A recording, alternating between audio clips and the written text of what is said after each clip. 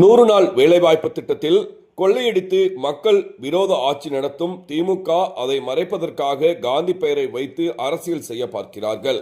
கழக நிர்வாகிகள் ஆலோசனை கூட்டத்தில் கழக துணை பொதுச் செயலாளரும் முன்னாள் அமைச்சருமான நத்தம் விஸ்வநாதன் பேச்சு.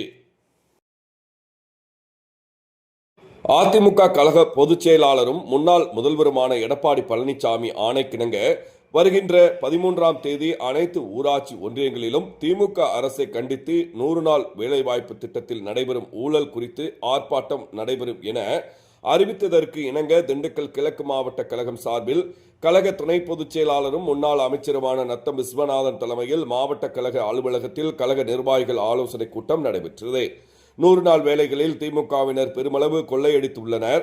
திமுக அரசு கொள்ளையடிப்பதை மறைப்பதற்காகவே காந்தியின் பெயரை வைத்து அரசியல் செய்கிறார்கள். இதனை கண்டிக்கும் விதமாக வருகின்ற 13ஆம் தேதி திண்டுக்கல் கிழக்கு மாவட்டத்திற்குட்பட்ட அனைத்து ஊராட்சி ஒன்றியங்களிலும் மாபெரும் கண்டன ஆர்ப்பாட்டத்தை நடத்திட வேண்டும் என கழக நிர்வாகிகளுக்கு ஆலோசனை வழங்கினார்.